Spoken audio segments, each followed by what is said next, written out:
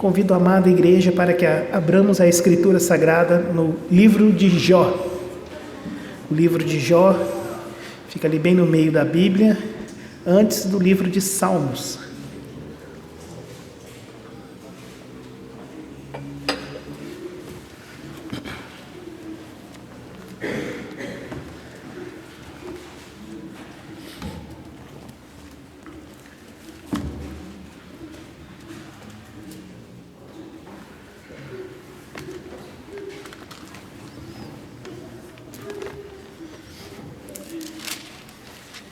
Livro de Jó, todos encontraram? Vou ler o verso 19, capítulo 19, perdão. A gente faz versos 25, capítulo 19, verso 25. Diz assim a palavra de Deus: porque eu sei que o meu Redentor vive e por fim se levantará sobre a terra. Esse é o versículo mais importante do livro de Jó. Vou lê-lo novamente. Porque eu sei que o meu Redentor vive e por fim se levantará sobre a terra. Oremos mais uma vez. Bondoso e eterno Pai, estamos com a Tua palavra aberta. Queremos ouvir a Tua voz aqui nessa noite, Senhor. Precisamos da voz do Teu Espírito Santo falando ao nosso coração. Transforma a nossa vida através da Sua palavra, Senhor. Ajuda-nos a compreender essa porção da Escritura que é tão profunda, que relata como que nós devemos agir diante do sofrimento que nós, cedo ou tarde, passaremos nessa vida. Ajuda-nos, ó Pai, a compreender essa porção da Escritura, e é no nome de Cristo Jesus é que nós oramos. Amém. Amém. Voltemos lá no capítulo 1, por favor. Nós vamos caminhar um pouquinho numa pregação panorâmica aqui no livro de Jó. Mas antes eu gostaria de fazer uma ilustração. Nós cantamos nessa noite, o primeiro hino, é o hino 108, que diz Aflição e Paz, o título do hino.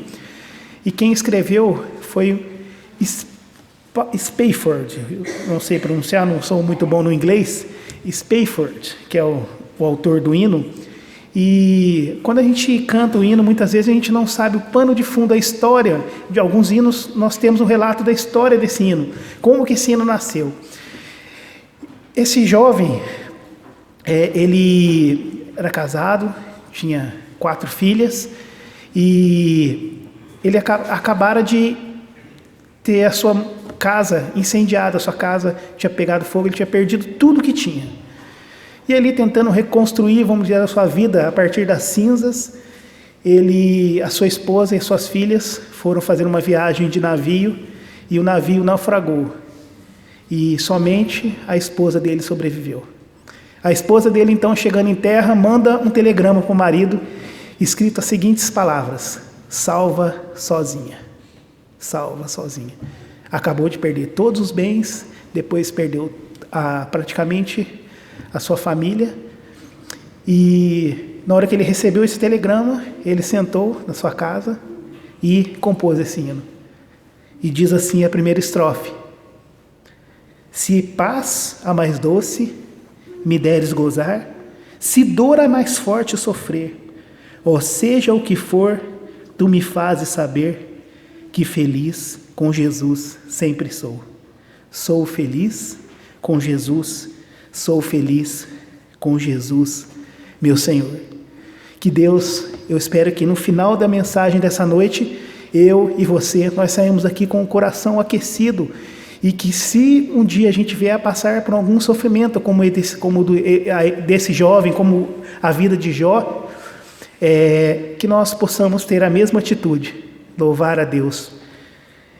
Se dor a mais forte que eu sofrer, ou seja, o que for, tu me fazes saber que feliz com Jesus sempre sou. Quem tem Jesus tem tudo. Jó, capítulo 1. Então, inicia-se a história de Jó. Para nós, às vezes, é muito fácil entender a história de Jó, porque nós já estamos com a palavra de Deus escrita, inspirada, o autor que escreveu esse livro, nós já estamos sabendo tudo que acontece nos bastidores da vida de Jó. Mas lembrando que Jó não sabia de nada do que estava acontecendo. Então, vamos lá. Quem era Jó? Verso 1. Havia um homem na terra de Uz, capítulo 1, verso 1 de Jó. Havia um homem na terra de Uz, cujo nome era Jó, homem íntegro, reto, temente a Deus e que se desviava do mal. Então aqui são 4 características, 2 características externas, quer dizer que as pessoas conseguiam ver isso na vida dele, que é a retidão, é aquela pessoa reta, é aquela pessoa que anda direito com as suas contas, uma pessoa honesta, uma pessoa que tem uma retidão, né? Isso é visto diante dos homens, e ele se desviava do mal. Era um homem, então, que não tinha um mau testemunho aonde ele estava, ele se desviava do mal. E além dessas 2 características externas, tem 2 características internas, que o texto nos diz aqui no verso 1. Ele era o quê? Íntegro e temente a Deus. Íntegro e temente a Deus. Esse, então, era Jó. Verso 1. Agora vamos pular para o finalzinho do verso 3. Ele era um homem muito conhecido, era o maior de todos do Oriente, era uma pessoa muito famosa ali onde ele estava. E continuando, vamos continuar no verso 6 agora, acompanhem comigo aí na sua Bíblia. Até aqui então estava tudo ok na vida de Jó, né? Vamos ver o que acontece a partir do verso 6. Num dia em que os filhos de Deus vieram apresentar-se perante o Senhor, veio também Satanás e entre eles. Então perguntou o Senhor a Satanás: de onde vens? Satanás respondeu ao Senhor e disse: de rodear a terra e passear por ela. Então vieram lá os anjos de Deus se apresentar diante de Deus, e Satanás estava ali no meio como um anjo caído, e o Senhor perguntou: de onde você está vindo? Estou vindo de rodear a terra. Só uma aspas aqui muito interessante para aqueles que talvez tenham um acadêmico aqui no nosso meio. Rodear a terra. O livro de Jó, ele foi escrito lá no período de Abraão, no comecinho ali no capítulo 12 de Gênesis, mais ou menos, dá uma pausa entre o livro de Jó e depois continua a narrativa da história de Abraão. De rodear a terra. Mas como é que, e se você for ver lá no hebraico, e fala que rodear a terra é questão de terra redonda mesmo. Quem descobriu que a Terra era redonda, entre aspas, foi Copérnico, no século XVI. Mas a Bíblia já sabia, lá na época de Abraão, que a Terra era redonda. E tem outros versículos mais interessantes ainda. Gostaria que você ficasse com o dedinho marcado em Jó 1. Vamos lá em Jó 22,14. Jó 22,14. Olha que interessante. Grossas nuvens o encobrem, de modo que não pode ver. Ele passeia pela abóboda do céu. Então, mais um versículo comprovando que a terra era redonda. Naquela época, isso era... Mas Deus sabia, né? Os cientistas não se conformavam com isso, mas Deus, desde aquela época... E tem mais um versículo, Jó 26,7. Olha que interessante. Vamos ler este juntos? Vamos lá? Ele estende o norte sobre o vazio e faz pairar a terra. Meu Deus do céu, olha só. Ele faz pairar a terra sobre o vazio, sobre o nada. Quer dizer, naquela época isso era impensável, meus irmãos. Isso só foi descoberto depois de Copérnico, quando eles já tinham aquelas lunetas e conseguiam explorar e conseguiam enxergar os planetas, mas a palavra de Deus inspirada já aqui. Então, a palavra de Deus e as ciências, e a ciência humana, elas caminham juntas. Uma não anula a outra, né? Fechando esse parênteses, voltemos agora à vida de Jó. Então, nós estávamos lá entre o diálogo de Satanás e o Senhor. Ok, no verso 7, né? Verso 8, acompanhe comigo a leitura na sua Bíblia do capítulo 1. Perguntou ainda o Senhor a Satanás: observastes o meu servo Jó? Porque ninguém há na terra semelhante a ele. Homem íntegro, olha, novamente a palavra integridade, que é uma das palavras mais importantes também aqui no livro de Jó. Homem íntegro, reto, temente a Deus e que se desvia do mal. Verso 9, então respondeu Satanás ao Senhor: porventura Jó debalde teme ao Senhor? Porventura Jó inutilmente teme ao Senhor? Verso 10, acaso não o cercaste com sebe, com luxo, né? Acaso o Senhor não encheu ele de luxo, a ele, a sua casa e tudo quanto tem? A obra de tuas mãos abençoastes, e os seus bens se multiplicaram na terra. Estende, porém, a mão e toca-lhe em tudo quanto tem, e verás se não blasfema contra ti na tua face. Então Satanás falou: você encheu ele de luxo, ele tem tudo, quero ver se o Senhor permitir que ele perca os seus bens, para ver se ele não vai te blasfemar diante da tua face. Verso 12, vamos ver o que acontece. Continuando: disse o Senhor a Satanás: eis que tudo quanto ele tem está em teu poder, somente contra ele não estendas a mão. Satanás saiu da presença do Senhor. Essa então é a pergunta do livro: qual a motivação de Jó em servir a Deus? E aí, se nós formos ver aqui dos versos 13 até o final daqui do capítulo, até o verso 22, vamos ver o que acontece com a vida de Jó. Verso 15, mataram os seus servos, né? No verso 16, lá no meio do verso 16 diz assim: fogo de Deus caiu do céu e queimou as suas ovelhas e seus servos.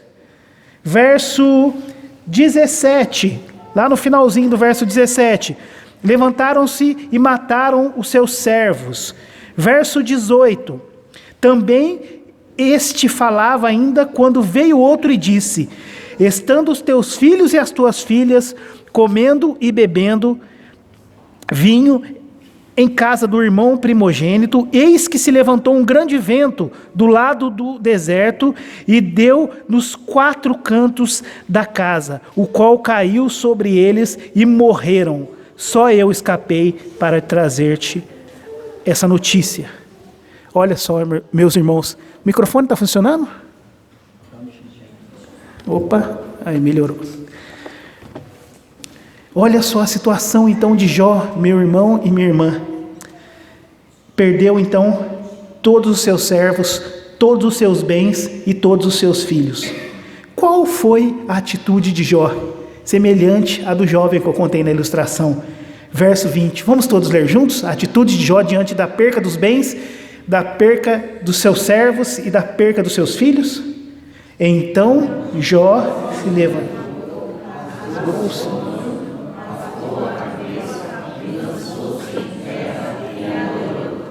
Ele adorou ao Senhor. Ele adorou ao Senhor diante de todo esse sofrimento. Esse então foi o primeiro teste de Jó, e ok, Jó passou no primeiro teste. Mas mal sabia ele que viria mais 2 testes a seguir. Vamos ver o que aconteceu.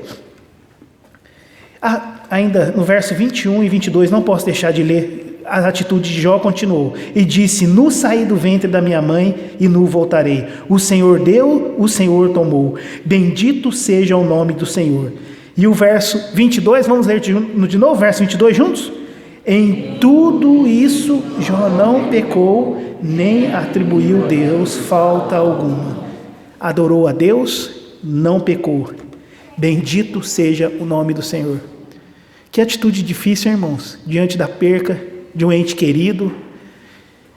Talvez o seu carro seja furtado, talvez você receba a notícia de um exame que você está esperando, aí recebe a notícia que você está com um câncer, com alguma doença grave. Ter essa atitude, né? Adorar o Senhor e dizer: bendito seja o nome do Senhor, e não pecar contra Deus. Essa é uma lição de Jó para nós. Continuando, passou ok no primeiro teste. Vamos ver agora o segundo teste. Verso 3 do capítulo 2. Capítulo 2, verso 3. Perguntou o Senhor a Satanás: observaste meu servo Jó? Porque ninguém é na terra semelhante a ele. Homem íntegro, reto, temente a Deus, que se desviava do mal. Ele conserva a sua integridade, embora me incitastes contra ele, para consumir-o sem causa. Em verso 4, então Satanás respondeu ao Senhor: pele por pele, e tudo quanto o homem tem dará pela sua vida. Estende, porém, a mão, toca-lhe nos ossos e na carne, e verás se não blasfema contra ti na tua face. Então Satanás pediu para que Deus permitisse que ele tocasse na carne de Jó. E olha o que diz o verso 6 do capítulo 2. Disse o Senhor a Satanás: eis que ele está em teu poder, mas poupa-lhe a vida. Aqui nós temos uma lição muito importante. Satanás, ele tem um poder de agir pela permissão de Deus muitas vezes, mas ele tem um poder limitado. Deus é que está acima dele, Deus é que ordena até o limite aonde ele pode, até o limite onde o mal pode chegar nas nossas vidas, né? Poupa-lhe a vida, ele não deu autorização para tocar-lhe a vida. Vamos ver aqui, lá, fica com o dedinho marcado aqui no capítulo 2, nós vamos lá em Jó, capítulo 7, para a gente ver a dimensão do sofrimento de Jó. Capítulo 7, versos 5 e 6. Vamos ler? A minha carne está...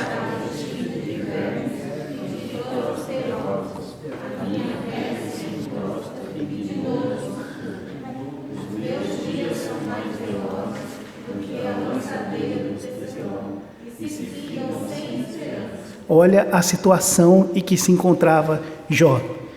Vermes e sua pele toda encrosta, sua vestida de vermes, terrível a situação de Jó. Aqui também ele vai dizer, capítulo 2, verso 7. Então saiu Satanás à presença do Senhor e feriu Jó com tumores malignos, desde a planta do pé até o alto da cabeça. Jó, sentado em cinza, tomou um caco de telha, para que com ele se raspar. E então, o que aconteceu? Até aqui, a sua mulher agora sucumbiu no segundo teste.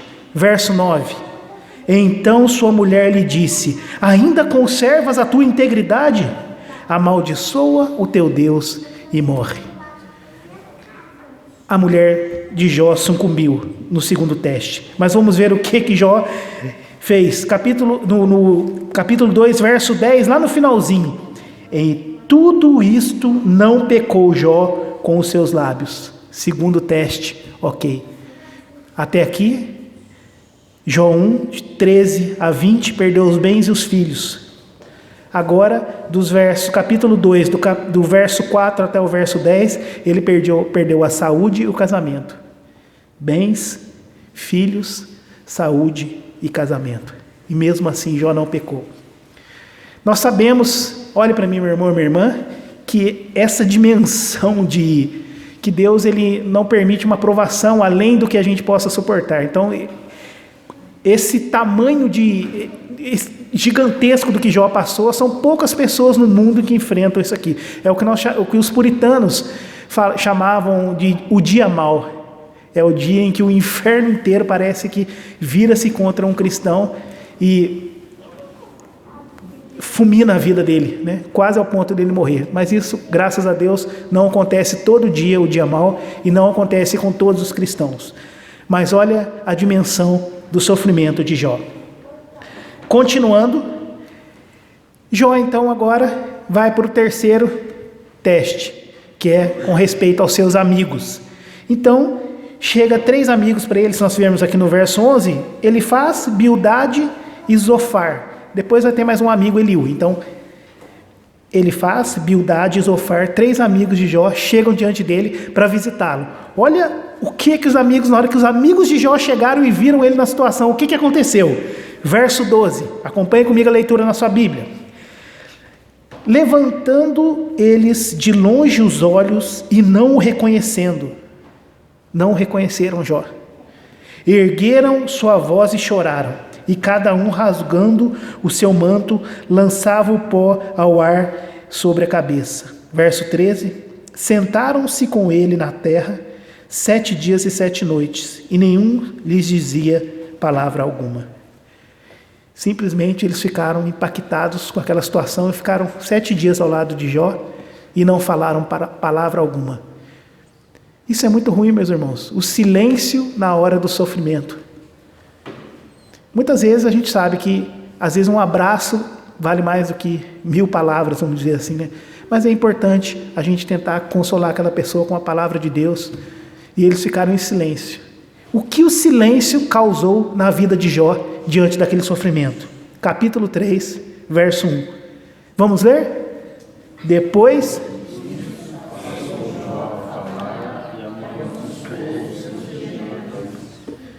Jó então começou a amaldiçoar o dia do seu nascimento. E a seguir, se a gente for ver aqui no capítulo 3, ele vai uma série de porquês. Por que, Deus? Por quê? Olha o que diz a primeira palavra do verso 11. O que está escrito? Por quê? Primeira palavra aqui do verso 12. O que está escrito? Por quê? Verso 13. O que está escrito? Por quê? Verso 20, a primeira palavra. Por quê? Verso 23. Por quê? Verso 24. Por quê? Muitas vezes assim também é a nossa oração para Deus. Por quê? Por que, Deus, que o Senhor permitiu que eu viesse a passar sobre isso? E isso é correto, meus irmãos. Porque existe uma linha tênue, olhe para mim, preste atenção. Existe uma linha tênue entre você desabafar e entre você murmurar. Desabafar é você falar os seus problemas para Deus. Murmurar é você falar os seus problemas contra Deus. Desabafar é falar para Deus. Murmurar é falar contra Deus. O que Jó está fazendo aqui é desabafando, orando e falando os seus problemas para Deus. Continuando, agora o primeiro amigo vai começar a falar com Jó, do capítulo 4 até o capítulo 7. Olha o que diz o capítulo 4, versos 8. Os irmãos podem ler, por favor?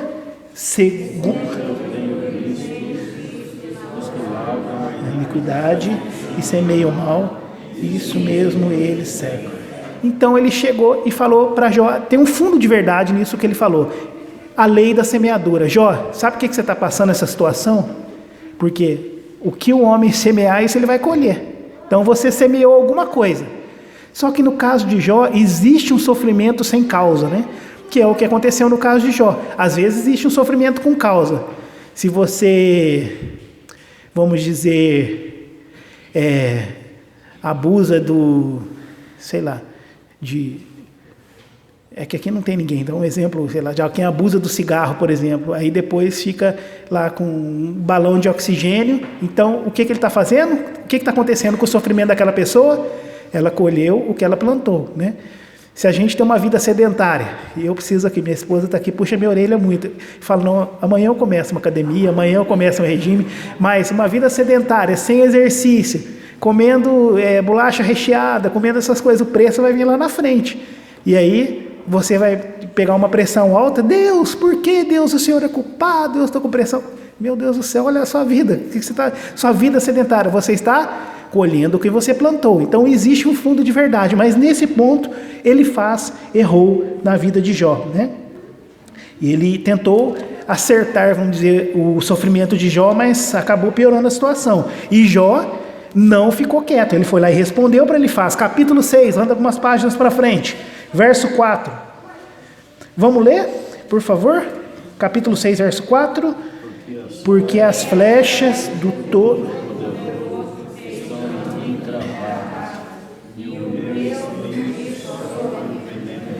Então ele disse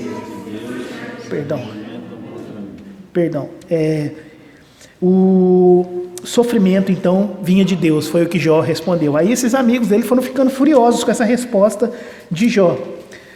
Verso 24 do capítulo 6, ensina-me e eu calarei, dá-me a entender o que eu tenho de errado. Então, na onde que eu tenho errado, Jó? Onde Jó defendendo a sua integridade, que ele era um homem íntegro, temente a Deus, que ele não estava vivendo uma vida de pecado. Então esse é o primeiro amigo, ele faz. Agora entra outro amigo em cena, Bildade, a partir de Jó capítulo 8, que intensificou as acusações e continuou dizendo que é a lei da semeadura. Olha o que diz o capítulo 8, verso 3, leia comigo por favor. Perverteria Deus o direito, ou perverteria o Todo-Poderoso a justiça. O que ele está querendo dizer aqui? O verso 4 também, por favor. Se os filhos pecaram contra eles, também eles lançou no poder da sua transgressão. Então, a lei da semeadura. E esse Bildade aqui, ele quase é um teólogo da prosperidade. O que ele está querendo dizer é que o justo não sofre. E isso não é verdade, meu irmão e minha irmã. Então, se você for em alguma igreja aí da teologia da prosperidade, ele fala, olha, Vem para essa igreja, que aqui é só bênção, você não vai passar por sofrimento, e você não vai passar por lutas, por dificuldades financeiras, você vai prosperar, sua empresa vai virar a mais rica da cidade, e tal, porque os homens de Deus, ninguém sofre, não sei, acho que eles cortam o livro de Jó da Bíblia, né? E isso é uma grande mentira. O crente passa pelo sofrimento, o crente também passa por bênçãos, né? A nossa vida tem momentos de lutas, mas também tem momentos de vitórias, mas o crente, ele passa por momentos de tribulação e de luta. E o que ele quis dizer aqui, esse Bildade, que o justo não sofre. E continuando, vamos lá, depois de Bildade, chegando mais à frente, vamos ver o que Jó responde para ele, lá no capítulo 9, verso 17, vamos ler? Porque com uma tempestade e multiplica. Qual que é a última expressão do verso 17? Sem causa, né? Então, eu estou passando tudo isso sem motivo, meu Deus. E aí os amigos de Jó vão ficando furiosos, né? Porque como que alguma coisa você fez de errado, porque não é possível você estar passando toda essa situação. Como eu disse, nem os amigos de Jó, nem Jó sabiam todo o pano de fundo, tudo que estava acontecendo ali nos bastidores da história de Jó. Vem mais um amigo, terceiro amigo, em Jó 11. Vamos caminhar um pouquinho mais para frente? Jó capítulo 11. Então nós vemos, Elifaz fala da lei da semeadura, Bildade fala que o sofrimento, que o justo não pode sofrer, né? E que ele também está passando pela lei da semeadura, e Zofar continua intensificando e questionando a integridade de Jó. Vamos ler o verso 2 do capítulo 11, por favor. Porventura.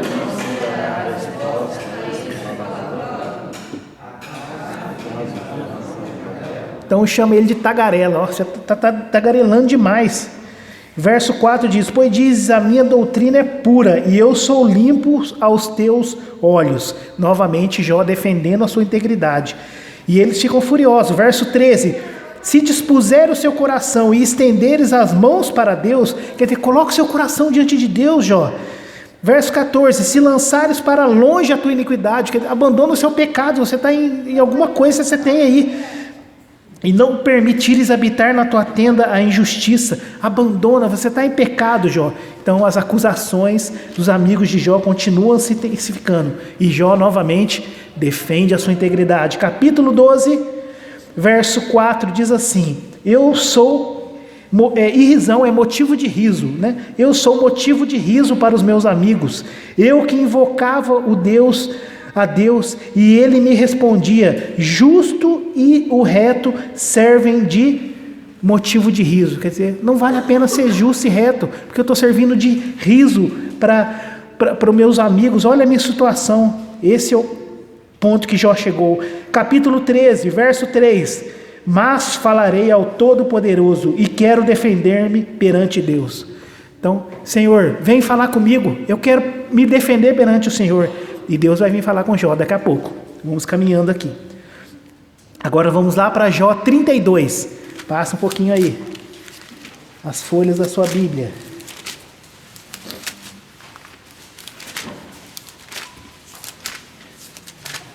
Já estamos caminhando para o final. Então vimos Elifaz, vimos Bildade, vimos Zofar pegando pesado com Jó, mas agora chega uma pessoa de fora, um tal de Eliú.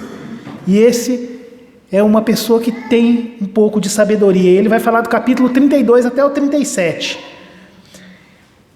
E vamos ver então o que Eliú diz para Jó. Verso 2. Vamos ler, por favor?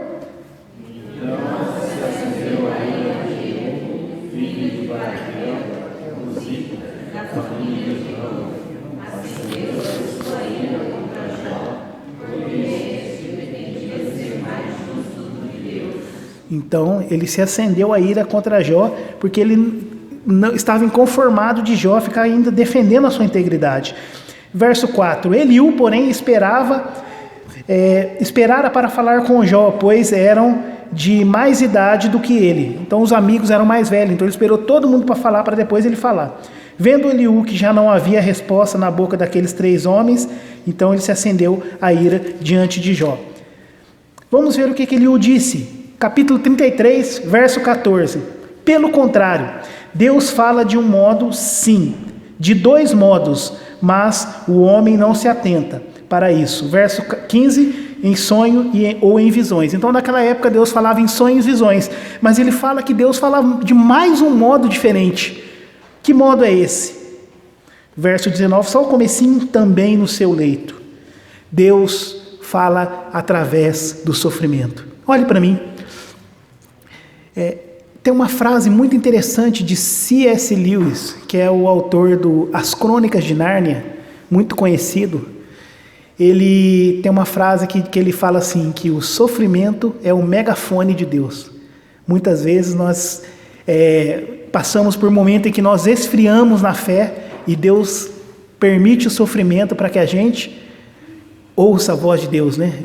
O sofrimento é o megafone de Deus. E foi isso que Eliú falou. Presta atenção, Jó.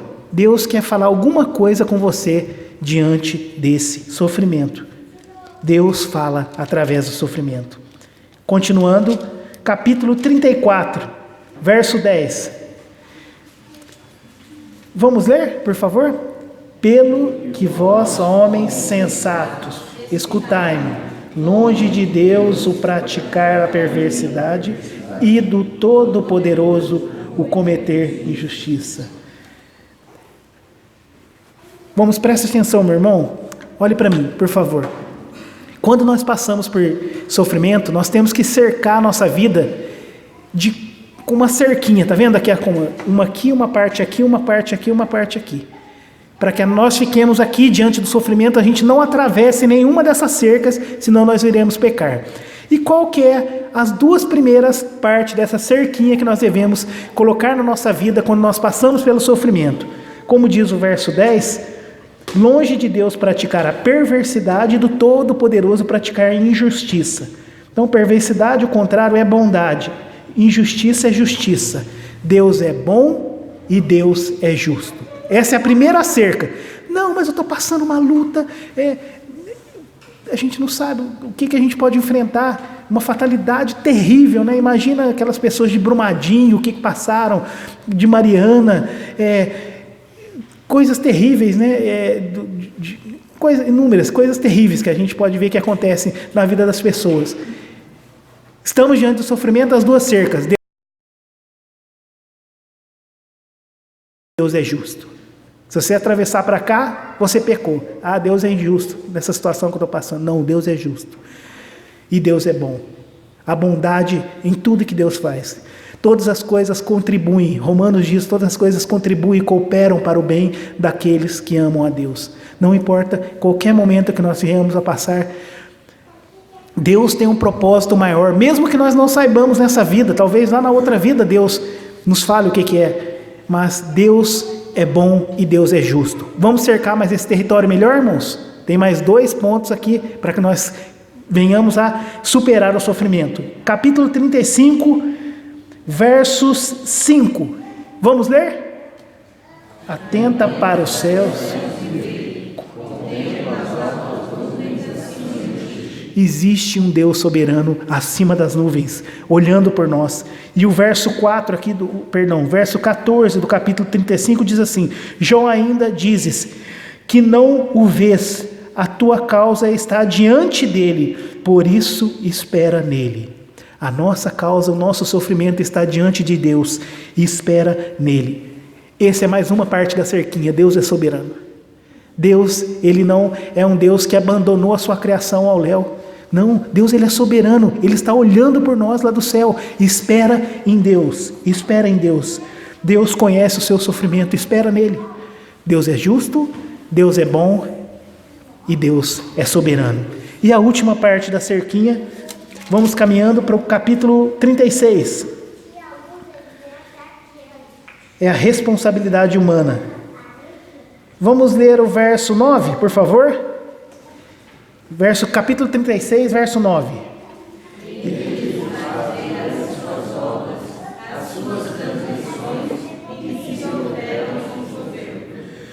Então, as suas obras e as suas transgressões, a responsabilidade humana é mais uma parte dessa questão. Então, muitas vezes, os sofrimentos que nós passamos, vamos aqui em alguns exemplos do sofrimento. Eu já citei um que muitas vezes é a nossa culpa, né? Então, se a gente, por exemplo, se é uma pessoa está dirigindo na Castelo Branco em 180 por hora, então possivelmente uma hora ela vai acontecer algum acidente, ou 200 por hora, que seja 180. Você está ultrapassando os limites, né, de uma lei natural que Deus colocou. Existe a lei da gravidade. Se você pular de um lugar muito alto, você vai acabar. Existe a lei da gravidade. Então, todas as vezes que nós quebramos essas leis naturais de Deus, ou que nós ultrapassamos o limite de alguma coisa, nós colhemos então, muitas vezes, a causa do sofrimento é por nossa culpa mesmo. As coisas que são as calamidades naturais também. O homem vai lá, polui o meio ambiente, aí chega uma hora a natureza vai lá e vomita aquilo que o homem tem feito. E aí tem os tsunamis, tem aquelas questões da questão climática, todas essas questões, o homem então está colhendo aquilo que ele plantou novamente, calamidades naturais, muitas vezes tem essas questões. Mas forças demoníacas, como nós vemos aqui, também muitas vezes é causa do sofrimento, e existe sofrimento sem causa, como nós vimos na vida de Jó. Mas se nós passarmos, estejamos cercados nessa cerquinha. Deus é justo, Deus é bom, Deus é soberano. E aqui nós temos a responsabilidade humana. Então, se nós ultrapassarmos esse limite de qualquer um desses lugares, nós iremos cair em pecado. Continuando, Deus então usa o sofrimento muitas vezes para cumprir um bem maior, mesmo que nós não saibamos qual é a razão. E outro ponto interessante, que Deus não pede que a gente muitas vezes entenda o sofrimento, mas Deus pede para que a gente confie nesse Deus soberano que vela por nós. Verso 5 do capítulo 36, vamos ler? 37, verso 5. Com voz troveja maravilhosamente, faz grandes coisas. Deus faz grandes coisas que nós não compreendemos. Um dos versículos mais importantes do livro de Jó. Se você está sublinhando aí alguns versículos, este é um versículo que você tem que marcar. Deus é soberano sobre tudo e Ele tem grandes coisas que nós não compreendemos. Muitas vezes o sofrimento, Ele cumpre um bem maior e nós nunca vamos saber a razão dele. Deus então agora entra em cena, né, para responder agora os questionamentos de Jó, né? Deus então Ele não responde os questionamentos de Jó sobre o sofrimento, mas ele faz 70 perguntas para Jó. E nós vamos ler apenas uma pergunta que Deus faz para Jó diante do sofrimento. Capítulo 38, verso 4. Vamos ler?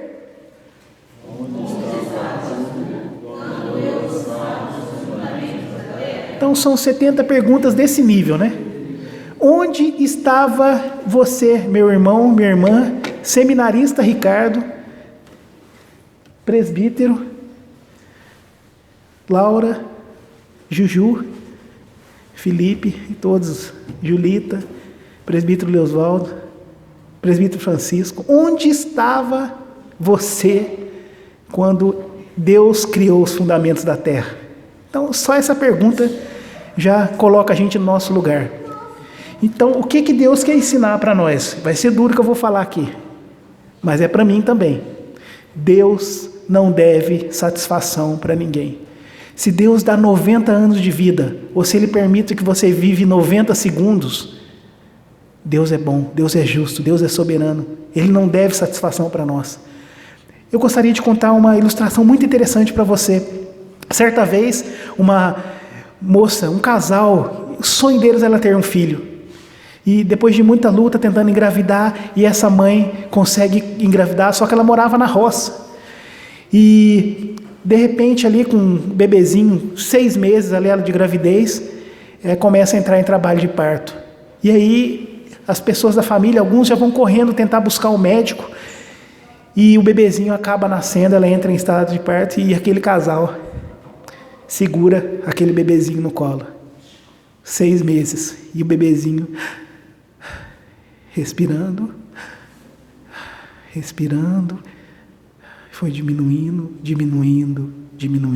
até que deu o último suspiro de vida no colo daqueles pais. E sabe qual foi a atitude daquela mãe e daquele pai?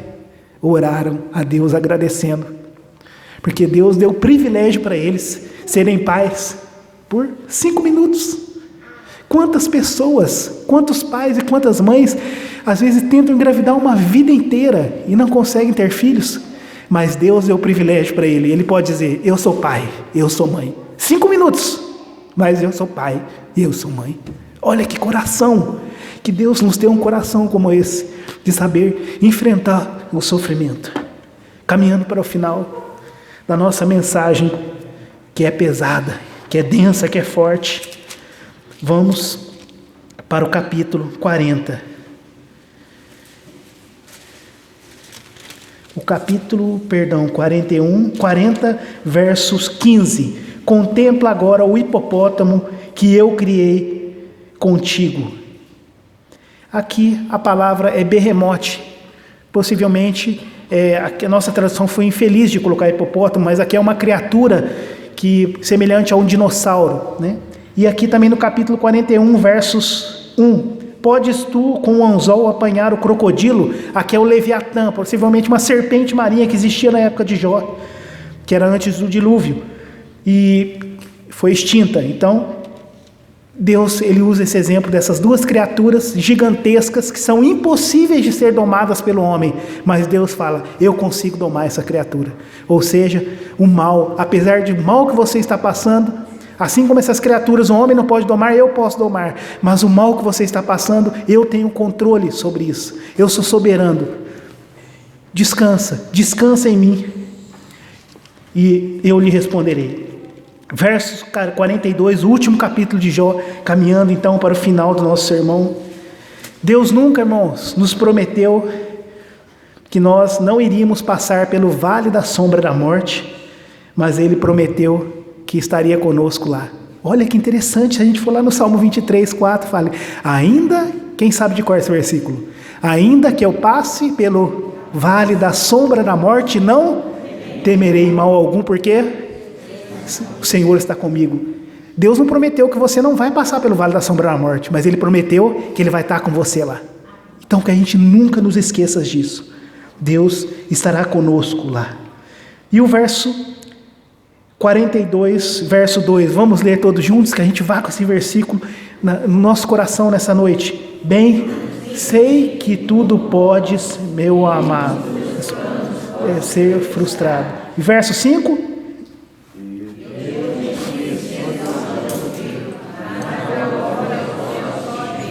O sofrimento muitas vezes nos aproxima de Deus. Minha esposa conta, ela quebrou a perna, teve um acidente de carro gravíssimo, quebrou o fêmur, quebrou o cotovelo, fratura exposta, quase ficou à beira da morte, e ela ficou 2 anos de cama. E ela compartilha comigo isso, que foi o momento que ela mais se aproximou de Deus na vida dela, foi o momento em que ela estava passando pelo sofrimento. Antes eu te conhecia de ouvir falar, mas agora os meus olhos te veem. E o último versículo de Jó, que é o versículo mais importante, se você está marcando os versículos, Jó 19, 25. Porque eu sei que o meu Redentor vive e por fim se levantará sobre a terra. Vamos ler esse versículo para concluir? Porque eu sei que o meu Redentor... Jó 19, 25, perdão. Porque eu sei que o meu Redentor vive e por fim se levantará sobre a terra. Até naquela época, eles tinham apenas... A Bíblia não tinha um livro escrito assim, era tradição oral. O que Jó sabia? Jó sabia Gênesis 3,15, que diz que Deus levantaria alguém que pisaria na cabeça da serpente. E Jó acreditava: o meu Redentor vive e eu sei que um dia ele se levantará. E esse Redentor se levantou e sofreu o maior sofrimento que a gente pode imaginar, na cruz do Calvário. E como nós lemos os versículos que o presbítero leu, nós temos alguém que compadece de nós, Hebreus 4. Nós temos alguém que suou gotas de sangue lá no Calvário, por amor a mim e por amor a você.